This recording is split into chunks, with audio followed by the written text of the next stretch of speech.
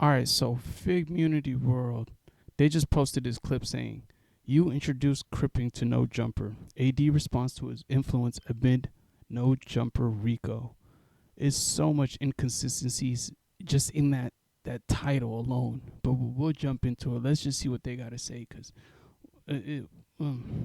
Fun LA into something street else he niggas. off of? No, listen. Into street niggas starting to do podcasting and street shit. So how do you feel now seeing where this shit has evolved? As being the architect. As being the architect, honestly, bro, this is the same thing. This is a continuation of what niggas used to get mad at Vlad for. They used to say, bro, don't go on Vlad because police shit is police shit. Now niggas get in front of they buy their own equipment, get in front of the camera and try to one up the next nigga about how street they is and shit like that, Vlad, which is dumb. You saw Cameron asking that. This off rips. This is why Adam wanted him off the Tuesday show, which ultimately ended up leading to the great exodus of all of the hosts, because Adam wanted him off the Tuesday show because he has horrible takes and he repeats the same 7 stories, right? But he just said, well, this is the same as Vlad, as people going on Vlad and incriminating themselves and whatnot. He just had Loose Cannon call into his show from a federal facility. Adam, AD, right? He had Loose Cannon. This isn't a No Jumper platform. Hey, so let's listen to. I said, how you feel about everybody saying that you be making motherfuckers, get locked up and shit? And he was like, you can't find one situation where I have made somebody go to jail. My interviews or I'm in any paperwork. I really just don't like how Pun separated this shit again and put the whole Crip gangbanging YouTube card on you and just folded you in a hole. I really don't get that. You just blend him for the whole shit. You can away from the whole shit. Give us credit. If I give him his credit, he's going to jail. No. Because that's creating. Now you're making it like no, because that's creating a RICO. That's not illegal. No, this. You just said he is. I was the first person from a certain background, from a certain neighborhood. So you're the leader, right? No. So that means you created it. You're the leader. Hey, hold on, see, you gaslight. I'm not gaslighting. That's what you did. Sorry to interrupt the videos. You were the first Crip. Okay, so if you are this ultimate super gangbanging Crip, where was your financial literacy coach of a father at while you were doing all of this cripping? How do you have a father that has over close to 500,000 followers? He has more followers than AD. 430. HGI, Integrity Financial Professional, best-selling author. So if this is your father, this is a multi-millionaire. These are the clips that we're getting. What courses, you get what I'm saying? Right? So where was all of this crypto? How did you have a father that was financially literate? Yet you came from the struggle. So these were your own ignorant choices. We'll get into that differently, but you were the first Crip to be on No Jumper. I mean, things just not adding up. Okay, you're a Crip with a financially literate millionaire father that teaches people. Just did, bro. I got you. He's not illegal. What I'm saying is, he's AD. What I'm saying is, at the time, I knew what to say, what not to say, right? Or for instance, he knew the same 4 stories. Hence why Adam was like, yo, we can't keep doing this. AD, you mind if we get you off the Tuesday show? Oh, Adam 22, culture vulture, Adam 22, racist. We sat on his couches for years, though, and we called each other twins. Oh, you want me off the show Tuesday? Oh, Adam was racist. No, you just failed to develop. And we'll get more into that, because when you go to the community page, it is the worst performing page out of the Fig Community World umbrella. Back on Fig has surpassed 200,000 subscribers. Community was the first platform. He was in a year. At least he had a whole year before Back on Fig. They eclipsed him. AD averages 1,000 views per. But let's finish the clip. I'll show you guys that. One second. When Adam used to say, hey, I want to come to your hood day, I wouldn't let him come to a hood day. I would make excuses or do anything like that because that's bringing people too close. Something happened. Internals and stuff like that. Anything with my homies, you didn't see, other than OG Suicide, you didn't see certain homies come around, do stuff. I ain't never talked about crimes or anything that I seen, because at the end of the day, I know that shit could backfire and be used against you. So if anybody goes on camera and they talk about. But then he has Loose Cannon calling from a federal facility. I never had nobody incriminated. out their affiliation and shit that they done seen, yeah, it's cool for the clips, but you see a reflection of what happens now. So if you're gonna be dumb and talk about bullshit on these cameras when you got tens of thousands of people watching live and they running it back and you got 100,000 views. Okay, let's just go with that argument. Now you're the owner of a platform and you created the space in order for people to incriminate themselves. You're supposed to get in position and be the change that you want to see. 100,000 of views. Me and Pun just talked about this shit. The police is fans too. These niggas will watch this shit and be like, damn, let me put this together back then and this and that. I never looked at you as someone that was spewing just gang shit on someone's platform. I never did that. I never looked at you as this nigga here.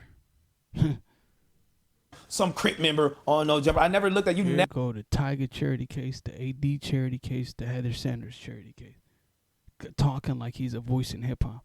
Ain't do shit for the youth in hip hop, but neglect them. But sit up there and do it, become a No Jumper reaction channel and neglect the youth. Talk about, oh, Adam 22 don't do for the culture. Oh, we need hit West Coast music, and ain't do nothing for the youth. My platform has done more for West Coast youth than this man over here. You never had that type of mentality on there. I looked at you as AD. Nigga, I looked at him as AD. What are you saying, huh? What are you talking about? I looked at. When have I ever? But I'm just saying. When I ever was. He's trying to say he's. You know I was there. He wasn't there. You know I was there. I don't have to be in the room. I'm looking at him. Bro, listen, you can represent. I'm looking at him. So nobody's not saying. Listen.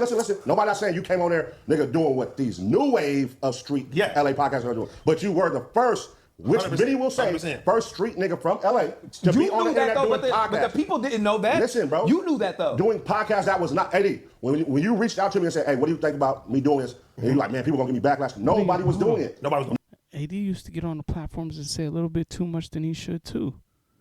If it wasn't for AD and his loud mouth, we wouldn't know about him and his gangster homies doing what they did to DDG. What if DDG wasn't a new rapper and had to maintain a certain image? He could go sue. He could go press charges. No street niggas is doing it. What's up, guys, man? Join the millions of fans that play. And if you go back and look at episodes, yes, he is saying he's going to say where he's from. He's saying stuff, and he is talking street stuff, but not internals. But he is feeling a white boy. AD used to allow Adam 22 to put it on Lantana, and I dare him to say he lying. Adam 22 on camera would say on his hood. In on certain, like, because white boy, you don't know shit. Right. So he's filling them in. So that was the first wave of people who were watching the biker content, now watching the conversion go to this type of content. And then it was like, damn. He was the first one in LA doing it. Rapper too. Yes, but you missing one point. The conversations that me, him, and House Phone had nothing to do with that. I just had the background, and I would give my opinion. It's making knowledgeable. I would give my opinion on certain things. They're giving their standpoint from their different views of life, and I'm giving my view of life. I never cracked this shit open. Adam Banger Hood. What? As Adam Banger Hood on the show. As a joke. Wallahi, I didn't watch this. God strike me. Wallahi, I didn't watch this. I did not just say that. That's crazy. Did he bang it? Yes or no? Yes, that's a joke. Okay, so Crippin was brought to that platform. If you know, listen. Hold on. Now, I'm not saying you were doing ignorant shit. Hold on. Listen, let me talk. God damn, I can't land. If you interview me, first of all, I got to interview first. If you interview me as a street rapper, you know where I come from. If you get comfortable around me, just like anybody else, there's fans out there that say yearning now. They say all type of slang and shit like that. So if you around somebody, you feel comfortable, you may pick up some sayings and characteristics that they're saying. But did I bring the nigga to the section? Fuck no. Did I put the nigga in on internals? No. So if a nigga feel comfortable. AD stands for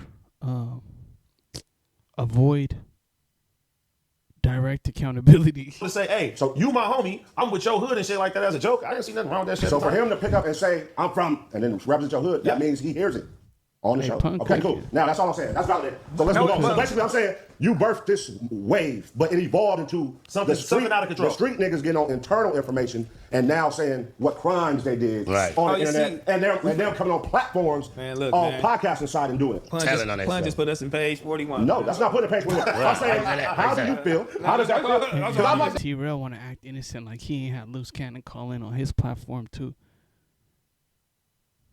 He the worst. To me, he like a true sell out. Like soul gone.